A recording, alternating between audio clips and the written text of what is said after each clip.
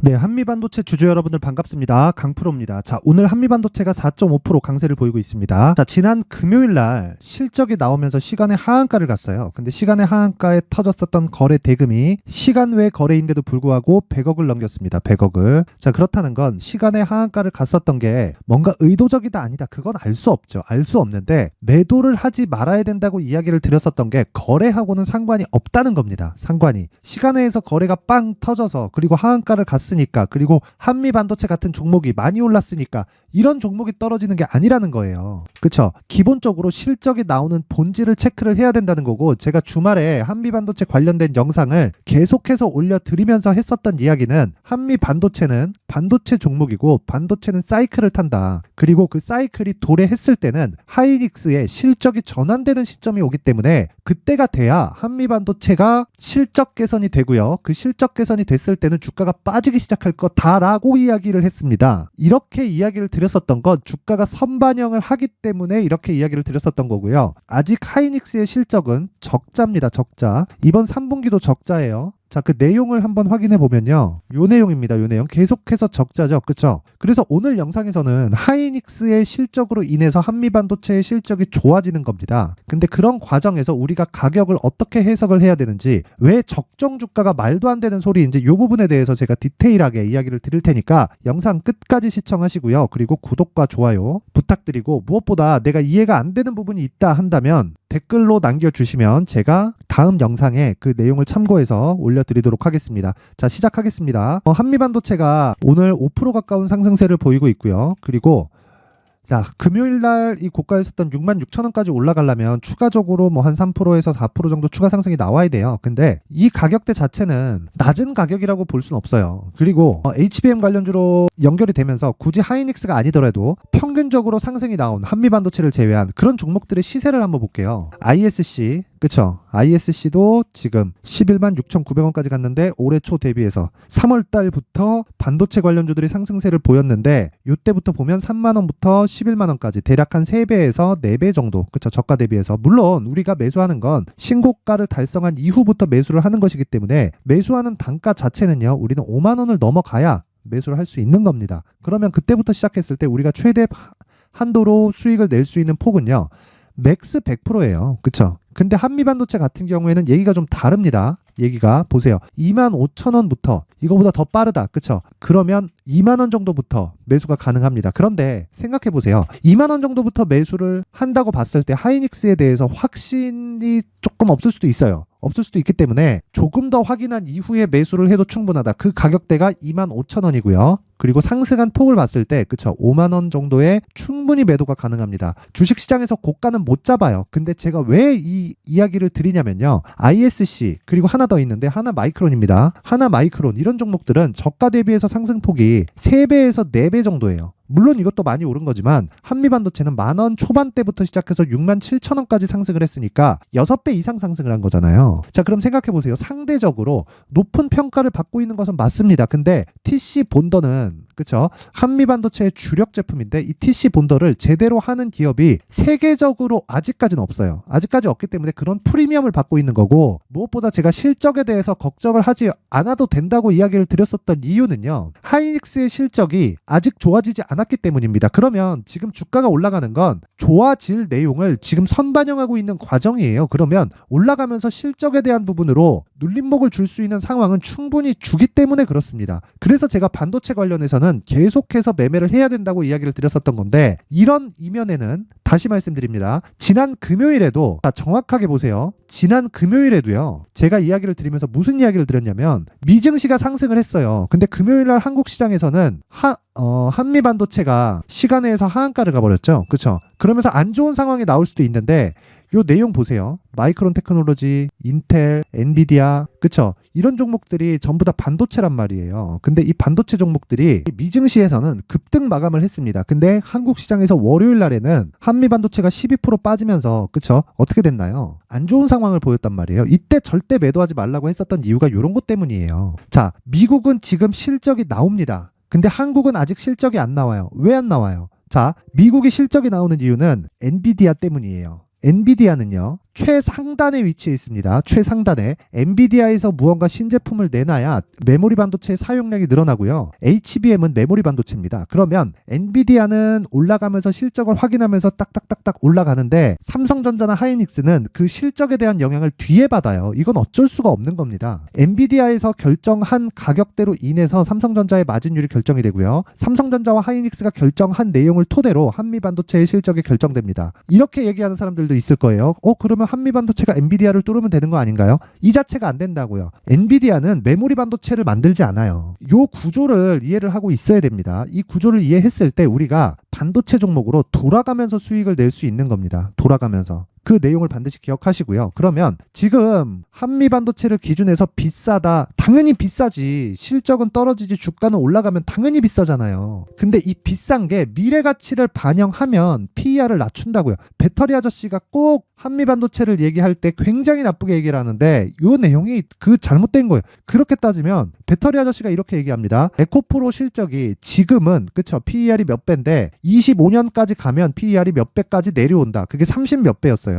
그러면 한미반도체 내년에 예상 실적이 1000억이래요. 그쵸? 그럼 여기 지금 시가총액 6조 대비해서 보면 그쵸? 몇 배입니까? PER 60배죠. 그렇죠. 이러면서 조정을 줄 수도 있고 그리고 실적이 서프라이즈가 나올 수도 있고 이런 상황인데 요 바뀌는 과정이 한미반도체 실적을 어떻게 예상해요? 우리가 모르잖아요. 예상할 수 있겠지. 근데 그런 부분을 예상치 이상의 확정치를 우리가 내릴 수 없단 말이에요. 그래서 제가 이야기를 드리는 게 하이닉스가 실적을 전환시킬 때까지 우리는 한미반도체를 보유한다. 그리고 떨어진다? 그러면 내가 매수할 수 있는 구간 찾고 이평선 대비해서 이격도가 벌어지는 상황이 발생했을 때는 어느 정도 차익 챙기면서 계속해서 내가 매매를 이어가면 되는 겁니다. 여기까지만 딱 이해를 하시면 되고 그 이후에는 무조건 가격으로 잡는 거예요. 가격으로. 그 이상의 무언가를 알라고 하거나 내용 파악이 된다. 이러면 맞지 않는 이야기가 된다. 왜? 확정된 이야기가 아니니까. 모두 다 예상치일 뿐입니다. 예상치에 대한 부분을 내가 계속 맹신하다가 고가에 물리면 어떻게 돼요? 에코프로의 급락, 그쵸? 50% 급락, 60% 급락 이렇게 되는 거예요. 그래서 이런 부분 절대 잊지 마시고 다시 한번 말씀드리지만 한미반도체는요. 이제 시작이라고 볼 수는 없습니다. 많이 올랐어요. 많이 올랐는데 아직 실적 개선이 되지 않았다. 실적 개선이 되면 그때부터 더 올라가는 게 아니라 실적 개선이 되면 빠지기 시작합니다. 근데 하이닉스는 계속해서 적자 구간입니다. 그러면 우리가 어디까지 보유하느냐? 가격대는 모른다. 그런데 자 보세요. 하이닉스의 실적이 전환될 때까지 간다. 여기까지 우리는 치고받고를 계속해 가는 겁니다.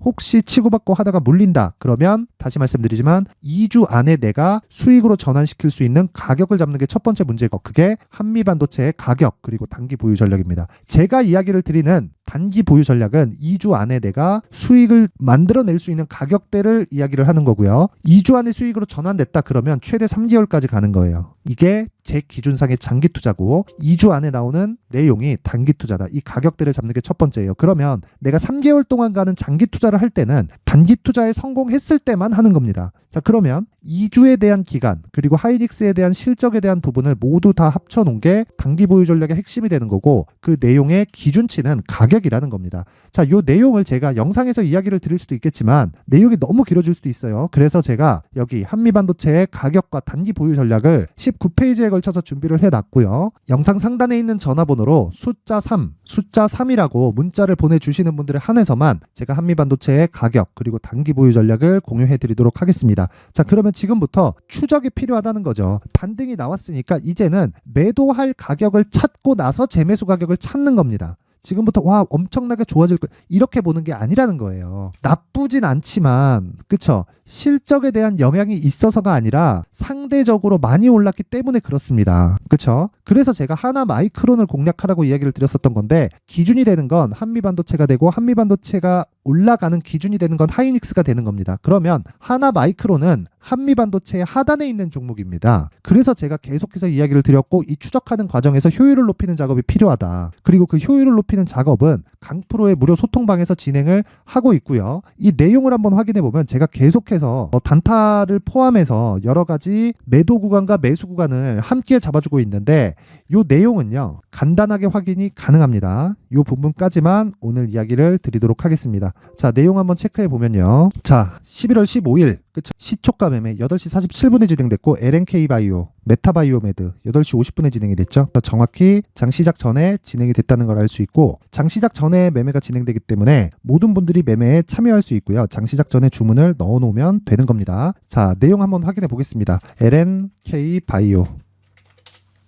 자, LNK 바이오 지금 시가 대비해서 한 10% 정도 상승 구간에 들어왔고요. 8,360원에서 등락 구간을 만들고 있습니다. 근데 역배열 상태죠. 역배열 상태면 최대치를 62편까지 잡는 겁니다. 그래서 제가 이 밑에 매도가를 정확히 이야기를 드립니다. 자, 보세요. LNK 바이오 시초가 매매. LNK 바이오 10%대 상승. 현재가 8,100원. 8,100원에 이야기했는데 지금 8,350원이죠. 10%보다 더 추가 상승이 나왔다. 그래서 13%까지 올라간 겁니다. 자, 8,750원 매도 주문 들어간다. 오늘 고가가 8,750원까지 안 올랐어요. 종가까지, 그쵸? 요 가격이 안 온다? 그럼 매도.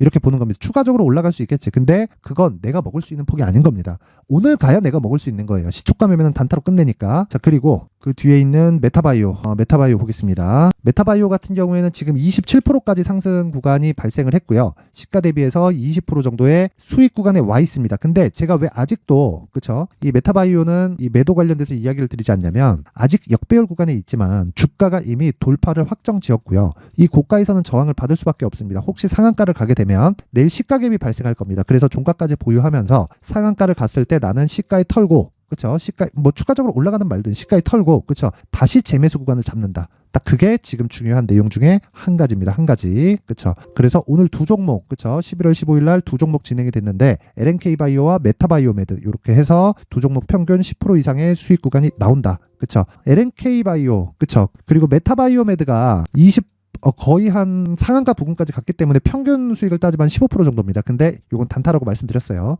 단타라고 말씀드렸고, 장중에 뭐 제가 하나마이크론이나 이런 종목들은 계속해서 매매를 합니다. 여기까지만 오늘 제가 확인을 해서 이야기를 드릴게요. 자, 쭉 한번 보면, 자, 11월 10일 지난 금요일입니다. 자, 보세요. 하나마이크론 32,300원. 하나마이크론 장중 매매. 그쵸? 32,500원 이하에 매수하겠다. 이때 가격이 32,300원이죠. 올라갈 때 떨어질 때 매수하라는 게 아니라 32,500원 이하에 매수하겠다는 건 그냥 위쪽으로 그냥 올려서 사라, 이 말이죠. 이날 수익이 났어요. 수익이 났는데, 자, 장중 매매는 단타로 보는 게 아닙니다. 근데 지금 33,200원까지 다시 상승이 나왔죠.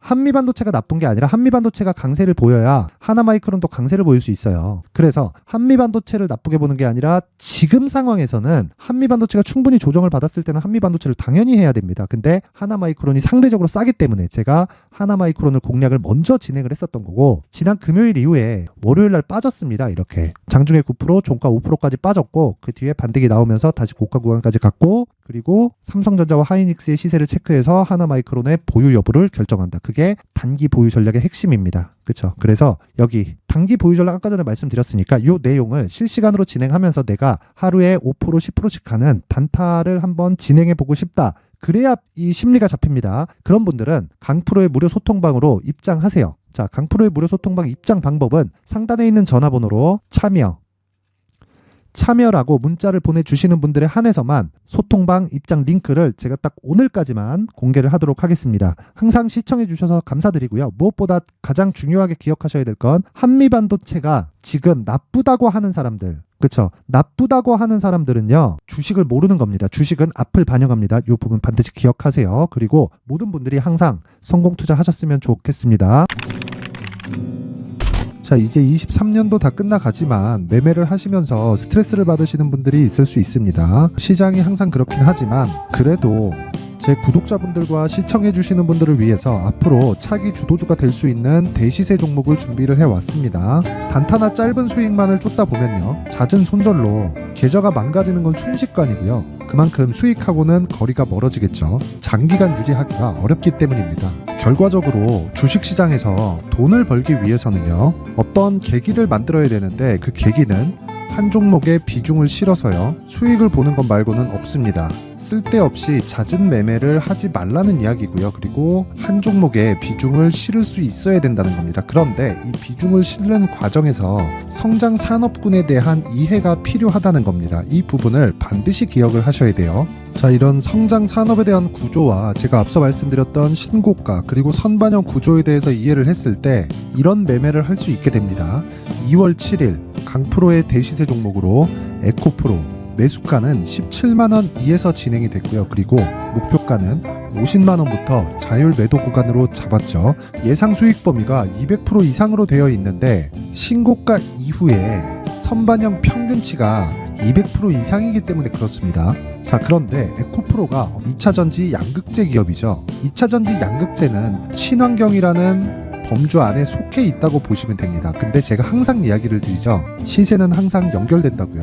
앞으로 나올 대시세 종목도 이런 친환경이라는 성장 산업군에 포함되어 있어야 됩니다. 자, 이런 성장 산업군에 포함되어 있는 걸 확인한다면 이 내용처럼 세 가지의 공통점을 가지고 있습니다. 1년에 많은 종목이 발생하지 않고요. 그리고 세력들의 장기간 매집 구간이 확인돼야 되고, 그리고 상승하기 시작하면 평균적으로 3개월 정도의 상승 구간을 보이기는 하지만 제가 2개월이라고 작성을 해온 건 한 가지 내용 때문입니다. 한 달은 확인하는 과정이 필요하기 때문입니다. 이게 무슨 얘기냐면 성장 산업에 대한 부분, 그리고 이런 공통점, 여기다가 기술적인 내용을 다 포함을 시키더라도 절대적으로 가격이 우선적으로 반영이 되는 것이기 때문입니다. 에코프로도 마찬가지예요. 장기간 하락하면서 최악의 국면을 거쳐왔고요. 이 구간에서 먼저 하락을 했다는 건 앞서 말씀드렸던 내용처럼 고가에 대한 부분이 아니라 저가, 즉 나쁜 부분을 반영한 이후에 신고가를 발생을 시켰다는 건 앞으로 좋을 부분을 반영이 되고 있다는 거죠. 그런데 본격적인 시세는 신고가 이후라고 말씀을 드렸고, 지금은 매물 소화 과정을 보내고 있습니다. 앞서 말씀드린 대로 가격 먼저 분석을 끝냈죠. 그리고 나서는 정부 정책의 방향과 맞는지를 체크를 해야 되는 겁니다. 2023년 대시세 종목인 에코프로도요, 정부 정책의 방향에 맞는 종목이라고 볼 수 있겠죠. 물론 이런 종목들도요, 신고가 이후에 시세를 낸다는 건 반드시 기억하고 있어야 됩니다. 자, 이런 내용을 토대로 23년 상반기 에코프로와 같은 대시세 종목을 준비를 해왔습니다. 자, 하반기 대시세 종목은 영상 상단의 전화번호로 대시세라고 문자를 보내주시는 분들에 한해서만 공유해드리도록 할 테니까 영상 상단의 전화번호 확인해서 하반기 대시세 종목으로 큰 수익 내셨으면 좋겠습니다.